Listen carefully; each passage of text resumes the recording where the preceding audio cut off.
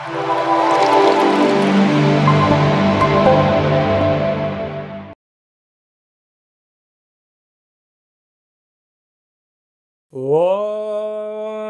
నమః శివాయ. ఓం నమో నారాయణాయ. కర్మ నివారణ నరదృష్టి నివారణ కాల భైరవాయై నమో నమః.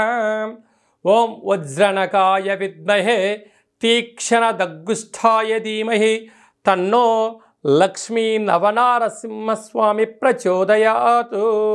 హరి ఓం.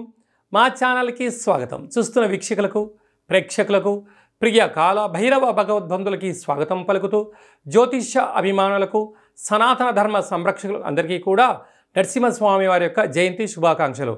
అందరిపైనను కరుణ, కటాక్ష, దయ కలిగించాలని కోరుకుంటూ ఆశీర్వచనం.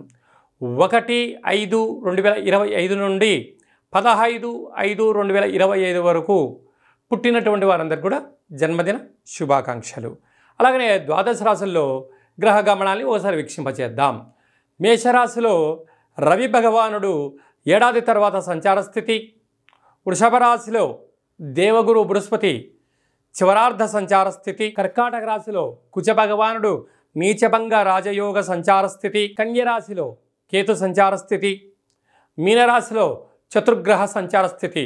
బుధ భగవానుడు, శుక్ర భగవానుడు, శని భగవానుడు, రాహు భగవానుడితో ద్వాదశ రాశుల్లో గ్రహ గమనాలు ఈ విధంగా ఉన్నాయి. తులారాశి వారికి అష్టమ స్థానంలో దేవగురు బృహస్పతి సంచారం చేయనప్పుడు దోషాలు ఎలా తొలగించుకోవాలి, నరసింహస్వామి కళ్యాణ జయంతి సందర్భంగా ఎలాంటి విధి పాటించడం వలన గురు యోగ్యత శక్తి కలుగుతుందో ఈ వీడియోలో సవివరంగా సంపూర్ణంగా తెలుసుకుందాం. తులారాశిలో ఏ నక్షత్రాలు వస్తాయిగా? చిత్తా నక్షత్రంలోని 3వ పాదం, 4వ పాదం, స్వాతి నక్షత్రంలోని 4 పాదాలు, విశాఖ నక్షత్రంలోని 3 పాదాలు కలిపితే తులారాశి. తులారాశి అధిపతి శుక్ర భగవానుడు. వీరికి 6వ స్థానంలో చతుర్గ్రహ సంచార స్థితి. బుద్ధికారకుడు బుధుడు, కలత్రతకారకుడు శుక్రుడు, రాశాధిపతి కూడా శుక్రుడే, ఆయుకారకుడు శని భగవానుడు, నరదృష్టి కారకుడైన రాహు 6వ స్థానంలో ఉండడం వలన రుణ రోగ శత్రు సమస్యలు పొంచి ఉన్నాయి. అనారోగ్యాలు పొంచి ఉన్నాయి. నరాల బలహీనత, కంటి సమస్య, ముక్కు సమస్య, శ్వాస సంబంధించిన వ్యాధులు, శస్త్రచికిత్సలు జరిగే పరిస్థితి ఉంటుంది. ఇలాంటి కాల సమయంలోనే ఆరోగ్యాన్ని కాపాడుకోవాలి, సూర్యారాధన చేయాలి. వీలైతే పారాయణాన్ని వినడం, చదవడం, చేయించడం యోగదాయకం. ఏడాది తర్వాత రవి భగవానుడు సప్తమంలో సంచారం చేయడం వల్ల భార్యాభర్తల మధ్య, ప్రేమికుల మధ్య, పార్ట్నర్షిప్ వ్యవహార కార్యక్రమాల మధ్య నూతనమైన కార్యక్రమాలు ప్రారంభించేటప్పుడు ఎన్నో రకాల ఒడిదుడుకులు ఉంటాయి. వాటిని అధిగమించగలిగినట్లయితేనే ప్రయాణాన్ని ప్రారంభించండి. లేదన్నట్లయితే కొంతకాలం వాయిదా వేసుకోవడం ఉత్తమోత్తమం. అష్టమంలో గురు సంచార స్థితి ఏడాది నుంచి ఉన్నారు, వెళ్ళిపోతూ ఉన్నారు కనుక శ్రీ నరసింహస్వామి యొక్క జయంతి సందర్భంగా స్వామివారికి తెల్లటి మల్లెపూలతో స్వామివారికి దండను వేయడం, పసుపు రంగు వస్త్రాలను స్వామివారికి సమర్పించడం, కింద మనం చెప్పుకునే విధంగా ఆ పాలలో చెరగపప్పును ఏర్పాటు చేసి బ్రాహ్మణుడికి దానం చేయడం వలన గురు యోగ్యత శక్తి కలిగి స్థిర చరాస్తులు తులారాశి వారు సొంతం కాబోతాయి. రాజస్థానంలో కుజ భగవానుడు నీచభంగ రాజయోగ సంచార స్థితిలో ఉండడం వల్ల ఉద్యోగ మార్పు, ఉద్యోగాల ఆటంకులు, శత్రువులు పొంచి ఉన్నారు. మీరు ఎప్పుడు ఎక్కడ తప్పు చేస్తారా సమూలంగా తొక్కేయాలని ఎదురు చూస్తున్నారు. తస్మాత్ జాగ్రత్త. వ్యయంలో కేతు భగవాన్ ఉండడం వల్ల ఆందోళన వద్దు, టెన్షన్స్ తీసుకోవద్దు. వీలైనంత వరకు మౌనం, ధ్యానం, ఏకాగ్రత చాలా మంచిది. సాఫ్ట్వేర్ ఉద్యోగస్తులు, హార్డ్వేర్ ఉద్యోగస్తులు, యానిమేషన్స్, క్రియేటివ్ రంగాలు, వ్యవసాయ సోదరీమణులు, గృహ భవన నిర్మాణ కార్యక్రమం చేసేవారు ఎన్నో జాగ్రత్తలు అవసరమని చెప్పి జ్యోతిర్విజ్ఞానం తెలియచేస్తుంది. 1వ తారీఖు 5వ నెల 15వ తారీఖు లోపల ఎలాంటి మనము విజయాలు సాధించాలో ఈ వీడియోలో సవివరంగా సంపూర్ణంగా చెప్పుకున్నాం. శాస్త్రంలో మనకు ఏమని చెప్పారయ్యా అంటే ఆమా కావయ్య అన్నారు. వైశాఖ మాసం అనగానే పండగలు, పర్వదినాలు, యజ్ఞాలు, యాగాలు, గృహప్రవేశాలు, దేవతా కళ్యాణ మహోత్సవ కార్యక్రమాలు, దేవతల యొక్క జయంతిని చాలా మనం అద్భుతంగా చేసుకుంటూ ఉంటాం. అలాగనే మనకు వైశాఖ మాసలో శుద్ధ పూర్ణిమకు ఒకరోజు ముందుగా శ్రీ నరసింహస్వామి వారి యొక్క జయంతి కనుక మనం అందరము కూడా నరసింహస్వామి వారిని తులసిమాలలతో స్వామివారిని అలంకరించుకుందాం, స్వామివారికి ఆశీస్సులు పొందుదాం, స్వామివారి యొక్క జయంతి మహోత్సవ కార్యక్రమంలో పాల్గొందాం. అలాగనే మనకు లక్ష్మీదేవి యొక్క కృపకటాక్షం ఉంటేనే భూమండలం మీద మనిషి యొక్క జీవన గమనం ఉంటుంది. అంటే భక్తి అనేటువంటిది ఎప్పుడైతే మనము తత్వంలో ఉంటామో, ఆధ్యాత్మిక కార్యక్రమంలో ఉంటామో, భక్తి సేవలో ఉండబడిన వారందరికీ కూడా భగవంతుడు గొడుగు పడుతూ ఉంటాడు. అరాచకంలో ఉండబడిన వ్యక్తులకు పిడుగును వేస్తూ ఉంటాడు. కనుక మనకు అందరికీ కూడా స్వామివారికి ఆశీస్సులు నిండు పుష్కలంగా ఉండగలగాలి అన్నట్లయితే, అంటే మనకు శుద్ధ పంచమి నుండి బహుళ ఏకాదశి వరకు, అంటే బహుళ పంచమి వరకు చంద్రుడు బాగా కనపడుతూ ఉంటాడు.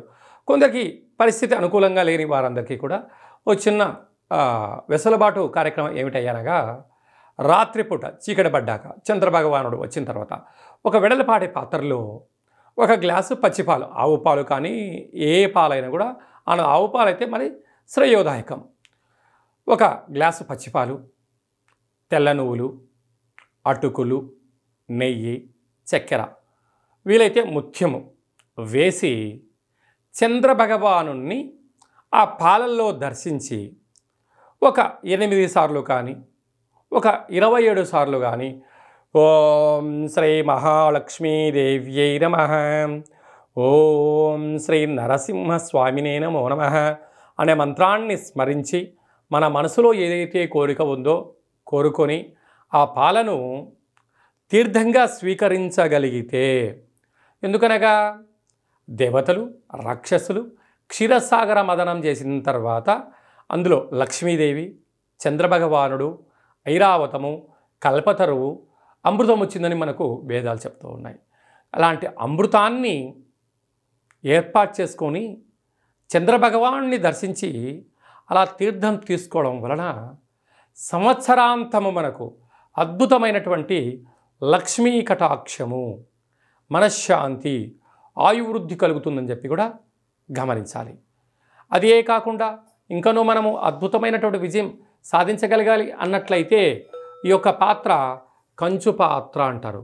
కంచు మోగినట్టు కనకంబు మోగదు గధరా సుమతి అని చెప్తూ ఉంటారు. అలాగా ఇలా మనం శబ్దం చేయగానే ఓంకార శబ్దం రావడం ప్రారంభించడం.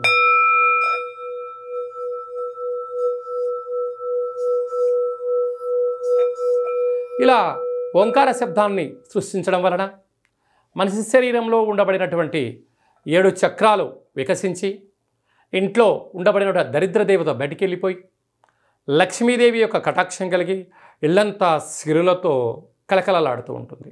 కనుక మనమందరము కూడా ఈ అక్షయ పాత్రను ఇంట్లో ఉంచుకుందాం. కావాలనుకున్న వారు కింది నెంబర్ సంప్రదించినట్లయితే అక్షయ పాత్రతో పాటు ఒక కాలభైరవ హోమము, ఒక 27 రకాల వస్తువులతో, 16 రకాల కూరగాయలతో శాకాంబరి దిష్టి దిగించి మీకు పంపించడం జరుగుతుంది. కనుక స్వామివారి ఆశీస్సులు పొందుతాం. అద్భుతమైన అష్ట కష్టాలకు స్వస్తి పలుకుతాం. అలాగే మీ వ్యక్తిగత జాతకం తెలుసుకోవాలనుకుంటున్నారా? మీరు పుట్టినటువంటి తేదీ, నెల, సంవత్సరం, సమయం మీరు రాసి వాట్సాప్లో పంపించగలిగినట్లయితే 100 సంవత్సరాల జాతకాన్ని సవివరంగా సంపూర్ణంగా వ్రాసి పంపించి మీరు పుట్టినప్పుడు గ్రహ గమనాలు ఎలా ఉన్నాయి, ప్రస్తుతం ఎలా ఉంటున్నాయి, రాబోయే కాలం ఎలా ఉండబోతున్నాయో సవివరంగా సంపూర్ణంగా తెలియజేయడం జరుగుతుంది. అలాగనే చాలామందికి పుట్టినటువంటి కాల సమయంలో డేటా బర్త్లు లేనటువంటి కారణం వలన పేరు యొక్క మొదటి అక్షరాన్ని అనుసరిస్తూ రాశిని తెలియజేస్తూ రాశి యొక్క పరిస్థితిని తెలియజేస్తూ రమణ శాస్త్రం ద్వారా కాళభైరవ ఉపాసన చేత భూత భవిష్యత్ వర్తమానాన్ని తెలియజేయడం జరుగుతుంది. కనుక ఆసక్తి గలవారు ఈ కింది నెంబర్ సంప్రదించి అపాయింట్మెంట్ తీసుకొని సంప్రదించగలరు. చాలామంది భార్యాభర్తలు తరచుగా గొడవ పడుతూ ఉంటారు. ఎందుకు గొడవ పడుతున్నారో ఒకసారి వాళ్ళకే తెలియని పరిస్థితి ఉంటుంది. జాతకంలో స్వల్పమైనటువంటి ఇబ్బందులు, గ్రహ దోషాలు, అలాంటప్పుడు వారిద్దరూ పాలు నీళ్ళలాగా కలిసేటువంటి సలహాలు సూచనలు ఇవ్వడం జరుగుతుంటుంది. మీకు కలిగినటువంటి సంతానానికి ఆధ్యాత్మికమైనటువంటి నామాలు ఎలా పేరు పెట్టుకోవాలో తెలియచేయడం జరుగుతుంది. అందరిపైనను శ్రీ కాళభైరవ స్వామి ఆశీస్సులు ఉండాలని కోరుకుంటాం. మన యొక్క కాళభైరవ స్వామి యొక్క దేవాలయంలో 4 మంగళవారాలు, 4 శనివారాలు, శుద్ధాష్టమి, పూర్ణిమ, బహుళాష్టమి సందర్భంగా కాళభైరవ హోమ కార్యక్రమాలు జరుగుతూ ఉంటుంటాయి. కనుక మీరు జాతకం చెప్పించుకున్న వారందరికీ కూడా కాళభైరవ స్వామికి అర్చన హోమ కార్యక్రమాలను చేయించడం జరుగుతుంది. కనుక మనందరం కూడా స్వామిని స్మరిద్దాం, ధ్యానిద్దాం, అష్ట కష్టాలకు స్వస్తి పలుకుతాం, అష్టైశ్వర్యకి స్వాగతం పలుకుతాం. అందరికీ శుభం, జయం, లాభం కలగాలని కోరుకుంటూ ఆశీర్వచనం. ఓం శతమానం భవతి శతాయు పురుష సతేంద్రియ ఆయుష్యేవేంద్రియే ప్రతిష్టతి. ధనం ధాన్యం బహుపుత్రలాభం శత సంవత్సరం దీర్ఘమాయు. సర్వే జనా సుఖినో భవంతు, లోకా సమస్తా సుఖినో భవంతు. సర్వం శ్రీ నరసింహస్వామి దేవతార్పణమస్తు. హరి ఓం. ఈ వీడియో మీకు నచ్చినట్టయితే లైక్ చేయండి, షేర్ చేయండి, మా ఛానల్ని సబ్స్క్రైబ్ చేసుకోండి. ఆధ్యాత్మిక భక్తి సమాచారాన్ని భగవద్బంధువులకు మిత్రులకు చేరవేయండి. శ్రీ నరసింహస్వామి ఆశీస్సులు పొందండి.